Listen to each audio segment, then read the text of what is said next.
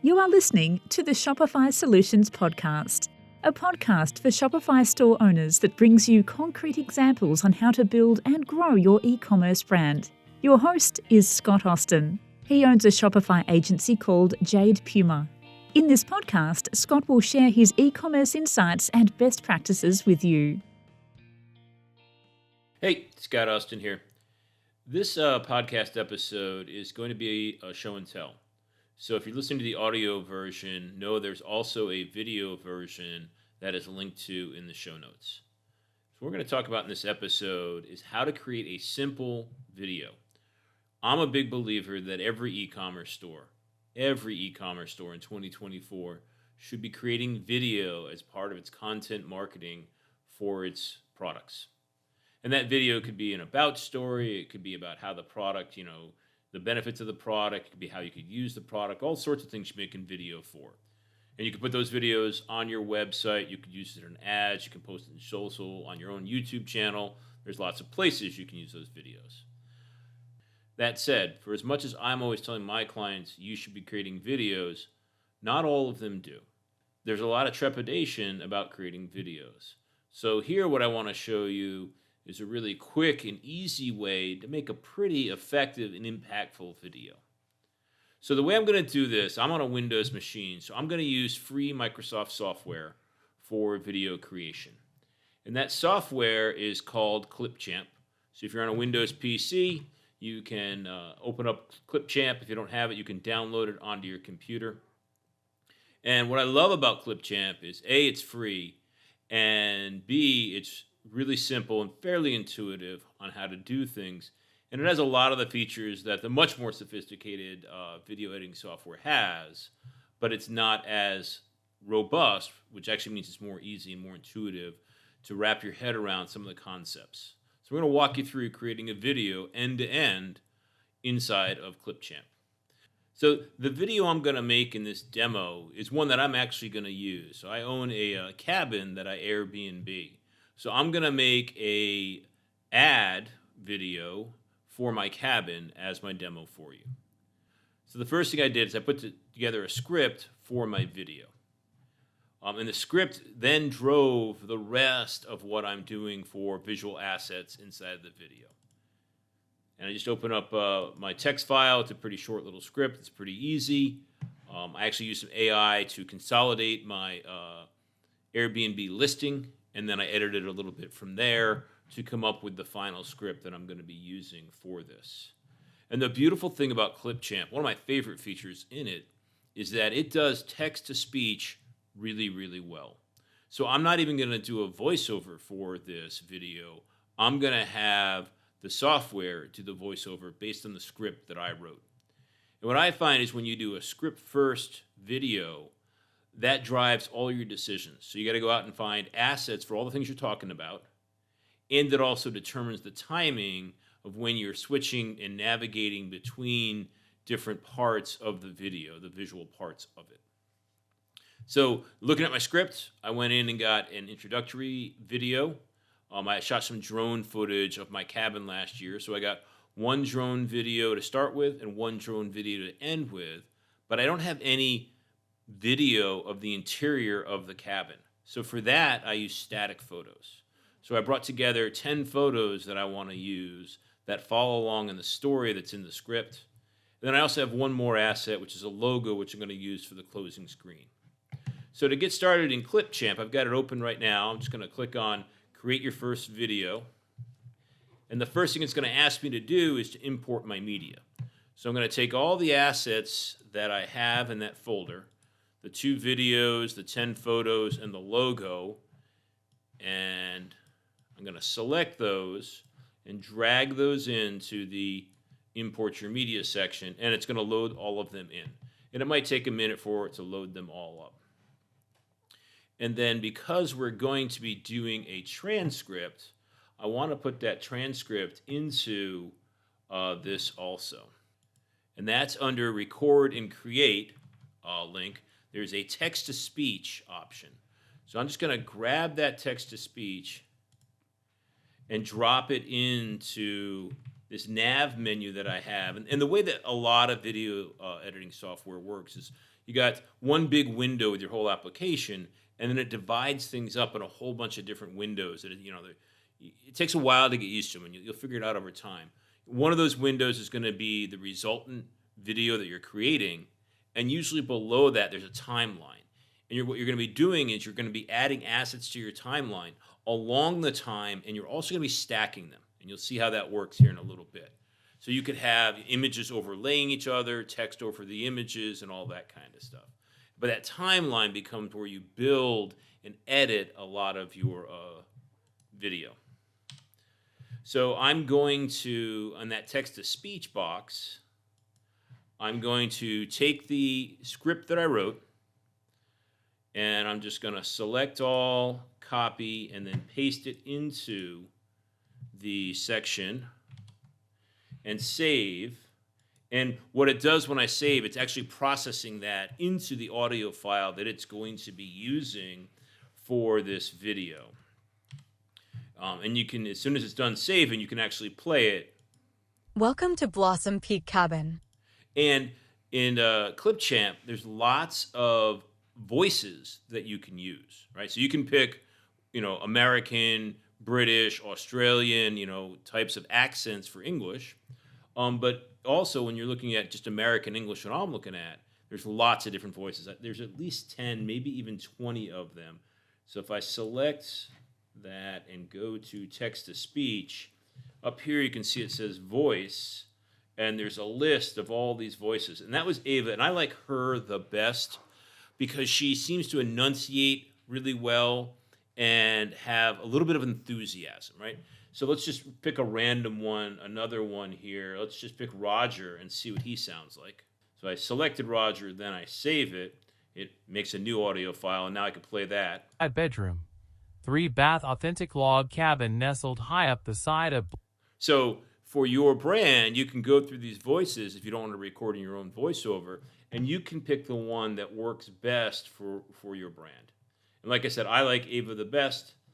She's a little bit upbeat, enunciates really well. So I'm going to go back to Ava, resave it, and I'm going to use that for the rest of this. So now that I've got my transcript in there, and it's got the text-to-speech going on, so now I have an audio voiceover, I'm just going to move that over a few seconds so that there's a little bit of a pause before I start. And now I'm going to go back to my media section, which is one of those windows that I have, and I'm going to find the intro video, the opening video, and I'm just going to drag that onto my timeline. And I drop it in, and I'm going to move it all the way to the right, so it's at the very start. If I select the timeline, I can see what that video looks like at certain points in the timeline. So now I've got my first video in there. The next thing I'm going to do is I'm going to drop my photos, and I numbered them already for how I want them to be ordered in the video. So I'm just going to drop them in one at a time in the order that I want them. All right, so I got my 10 photos added. I also have a closing video. I'm going to drop that into my timeline. And I've also got the closing logo, and I'm just going to drop that in. And I'm going to layer it over the top of the video. Remember I mentioned before in the timeline you have layers, and whatever's at the top is what shows up, and then you can have things underneath it. You can have something pop up and hide what's below it, or just a little overlay for text. So this is my first layer that I'll put in there on alternating things out. So now I've got all my visual assets in there. I've got my voiceover in there. One last thing I want to throw in is a background music. I like putting, even when you have voice going on, I like a little bit of background music, really soft, really subtle. I find that it works nice to, especially if you're doing a voice recording, it pulls out any slight noise imperfections or drowns out any slight noise imperfections that there may be. So I've used one before, and it was called Rising Star. This one's inside of the Clipchamp library. It was one of the free ones that they have. They also have paid ones. I also get a lot of the paid ones from my Adobe subscription that I have. But for this case here, I'm just going to use Rising Star. Going to add it to the timeline. I'm going to put it underneath my voiceover. And I'm going to move that all the way to the beginning. Now, if I select that Rising Star audio track in my timeline, I'm going to do a couple things to it. The first thing I'm going to do is I'm going to do a fade in effect and a fade out effect. And I'm going to adjust the volume to be really, really low. I'm going to put it at 10% because, like I said, I want that to be background. I want it to be subtle. I want the voice to be the first thing you hear when both the voice and the music are going together. So I'm just going to click in to a few seconds in and let you listen to the voiceover and the music at the same time. Nestled high up the side of Blossom Peak Mountain. As soon as you step inside, So I like that with the voice is what you definitely hear, and you really have to struggle to hear the music. That's the level I want this music at. I don't want my music to be dominating this situation. Now, there's other videos you may make where the music is more in the forefront of your audio experience, so you'd have that music being louder, but I want to keep mine really subtle. So now all my assets are now in the video. So what I'm going to do is I'm going to listen to my video and I'm going to time everything based on the audio track. So the voiceover is what's going to determine when I switch things. All right, so the first thing I'm going to do is I'm going to start playing my audio track, and I know about in my mind where I want to start going from the first opening video to the first photo. Blossom Peak Mountain. As soon as you step inside, It's right there as soon as you step inside. So I'm going to play it again. So I was playing it in the timeline, and what I'm going to do is I'm going to stop it. Blossom Peak Mountain. Stop. So now I've stopped it, and I've got this head or track at that point. I know that's where I want my video to end and my photo to start. So I just dragged my photo to that head, and I put it above the video. Now, I could have the video just fade out if I wanted to, but what I'm going to do instead, because the video is a fly away from the cabin, it starts off with the cabin really close up, and the drone flies away and zooms out, and you see where the cabin is positioned in the mountain that it's sitting upon. So I like that whole sequence. So I'm going to take my video, and I'm going to select the speed for it, and what I'm going to do is I'm going to adjust my speed so that it plays the whole video. I'm going to put my photo right next to that video, and that's going to give me the transition moment between video and photo. So if I go back to right about where it's about to end, hit my play, we're going to be at the end of the video, and then we'll see it bring in the photo. Blossom Peak Mountain. As soon as you step inside, you'll be.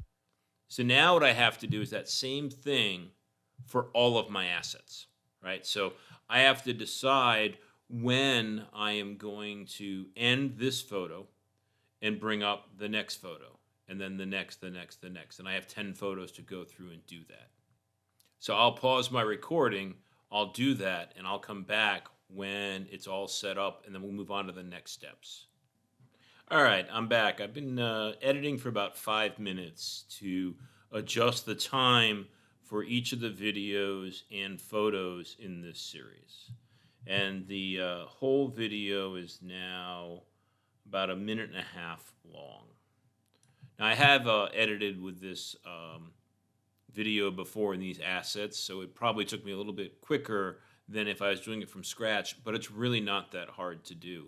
And as long as you keep listening to what the audio is saying and figure out where's the best place to end this photo and start that photo, it just guides you along the way.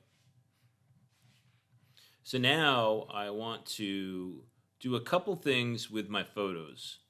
The first one is I'm doing a 16:9 aspect ratio for the video, which is a normal YouTube video.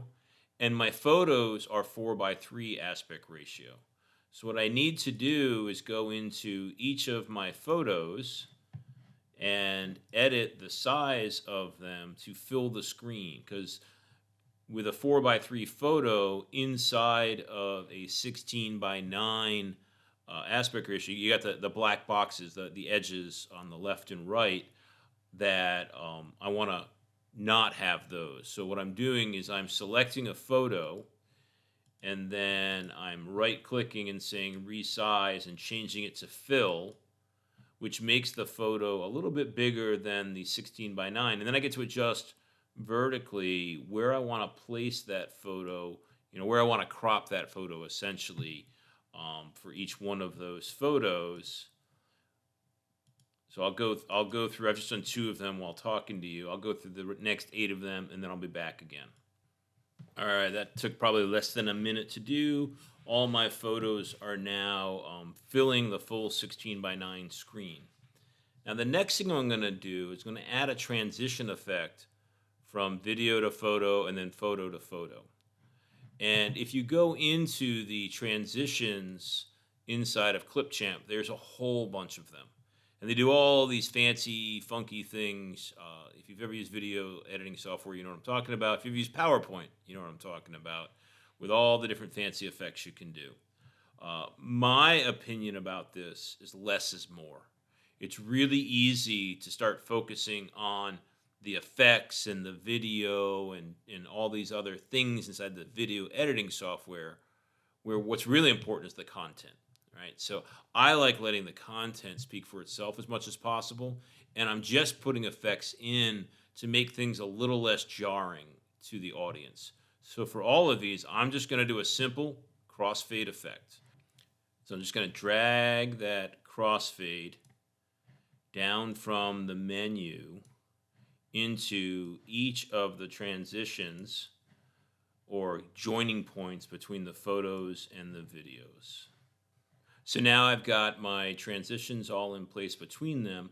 What I'm going to do is I'm going to take my logo, and I'm also going to fade that out at the end so that it just fades to black over a second at the end of the video.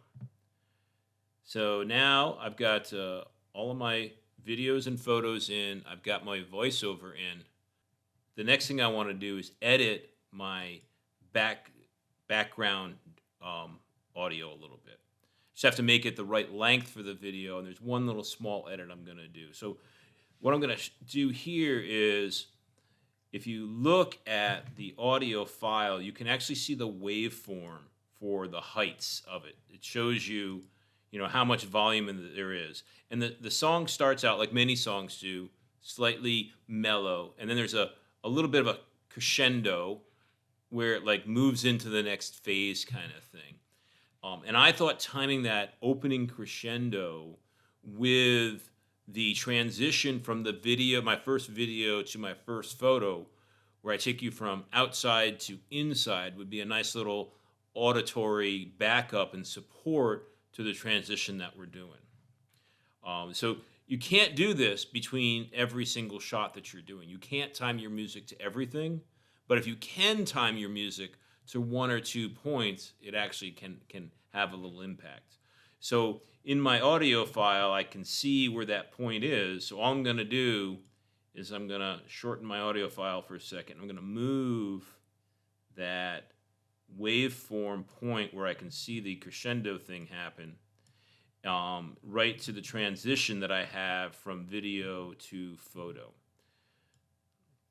And then I'm going to take my audio back to the beginning, and I'm going to have a fade in for my audio file of 2 seconds, which I did earlier. So it's just going to fade in. So it doesn't matter where I started that video for this thing, because we're fading it in. People won't notice that it's not at the beginning or at some kind of wrong point.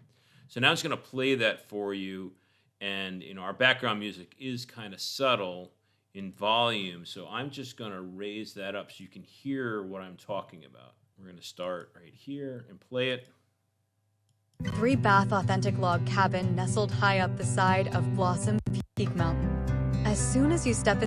See, right when the piano came in, that was the transition to the photo. So I like the way that is. So I'm going to go take my audio back down in volume to the 10% that I had it at. Okay, so I now have the audio track for music, the audio track for text-to-speech, all my videos, and all my photos, I think, timed up. Oh, I have one last thing to do here, and that is my audio track. I've got to shorten that to be the length of my video.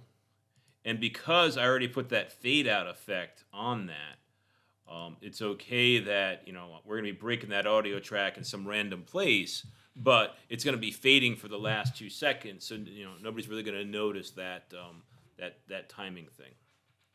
So now I've got the basic layout and timing of my photos and my audio and my video, but static photos are really boring in a movie or in a video. All right, so what we want to do is we want to add a little bit of motion to our photos, which is going to have a huge impact on engagement for the customer. They're going to see a moving image, which is going to make them watch with more interest than if it was just static photos. So what I'm going to do for each one of my photos is I'm going to open up the effects menu, and just like the transition menu, there are tons and tons of effects, and they do all sorts of funky things, right? And you've seen videos on YouTube and such with all that stuff going on. But remember, for us, what we want is our content to drive the experience, not the fancy editing that we're doing. So once again, I'm going to pick one simple thing that I'm going to be doing for my effects, and that is a slow zoom. And it's just going to zoom a little bit from left to right or top to bottom. And what I get to do for each one of my photos when I add this slow zoom effect, I get to say a couple of things. The speed that slow zoom is going to happen, and I just take the default speed, and the direction that it's going to go in, left to right, top to bottom, that kind of stuff. And if I want that zoom to go forward and backwards. So as I select each image, I then am making the decision about, which way do I want it to go and all that kind of stuff. So it's just a little bit of thinking you have to do. You might want to, try one thing, try it another way, view it yourself and see if you like it or not, kind of stuff. All right, so now I've got a full video here. I could export this as is. I've got, a visual thing, whether it's the video or the photos. I've got the transitions going between them.